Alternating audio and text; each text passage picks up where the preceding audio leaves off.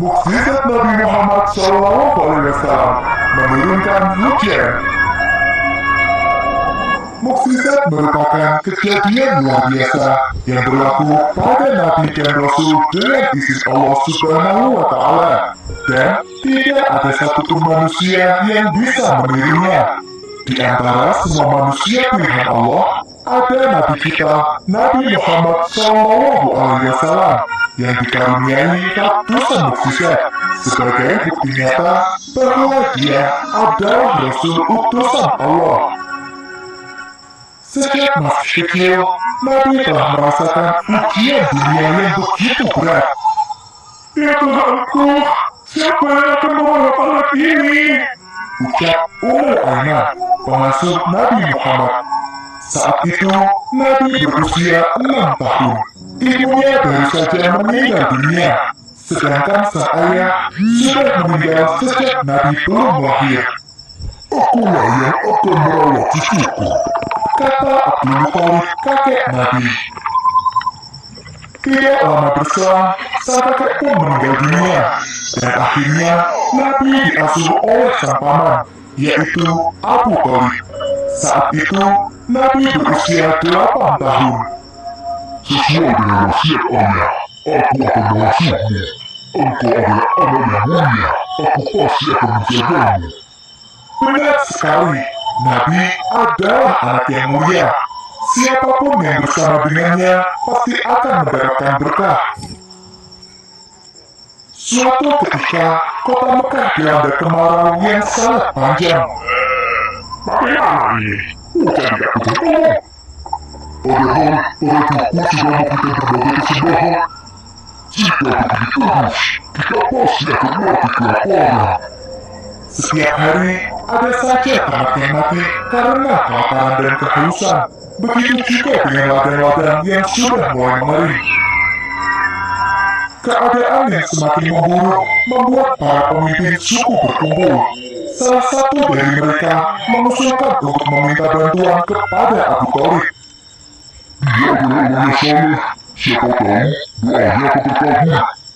Benar, tidak ada salahnya jika kita mencoba. Kemudian, mereka pun mengutus salah satu orang untuk menemui Abu Thalib. Wahai Abu Thalib, luka ini sudah mengalami kekeringan, dan obat-obatan sudah mengalami kelaparan. Maka, datanglah dan mintalah hujan. Baiklah, aku akan datang. Setelah itu, Abu Thalib berjalan ke arah Ka'bah bersama dengan Nabi Muhammad kecil.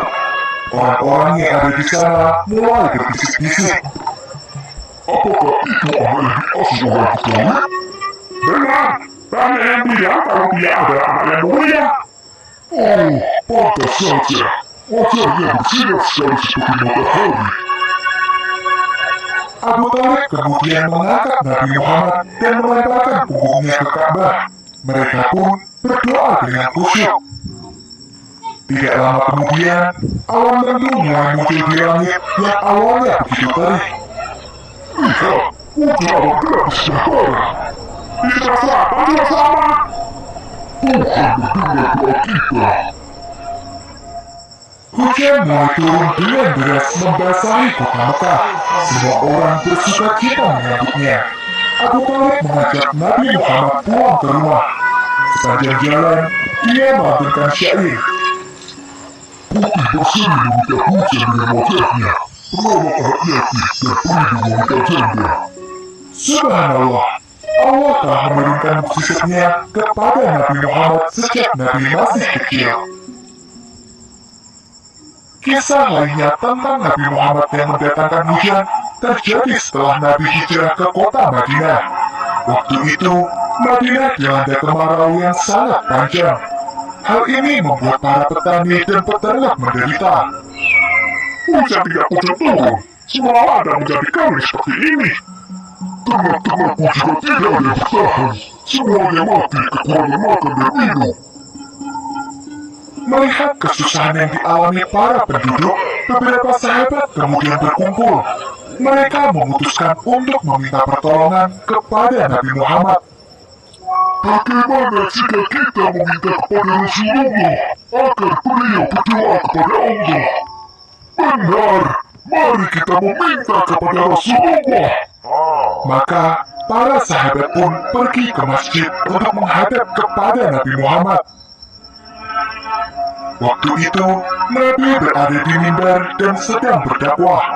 Sahabat ini masuk ke masjid dan berkata, "Wahai Rasulullah, harta benda kami telah binasa dan jalan-jalan telah putus. Doakanlah kepada Allah agar Dia menurunkan hujan untuk kami."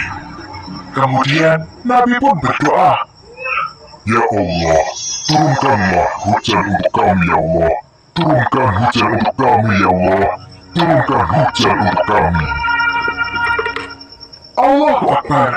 Langit yang awalnya cerah tanpa ada satu titik pun awan berubah menjadi gelap. Perlahan-lahan sinar matahari mulai tertutup. Hujan turun! Demi Allah, awan-awan ini tadinya tidak ada dan sekarang langit tertutup oleh awan. Allah mengabulkan doa Nabi Muhammad. Kekeringan di Madinah pun dapat teratasi. Namun, hujan itu turun terus-menerus tanpa henti, membuat tanah yang awalnya kering mulai tergenang, dan lama-kelamaan menimbulkan kerusakan. Ibu, air mulai masuk rumah kita. Naiklah ke atas bangku ini, Nak. Sahut sang ibu sambil mengambil satu-satunya bangku yang ada di rumah mereka. Ibu, kapan hujan ini akan berhenti?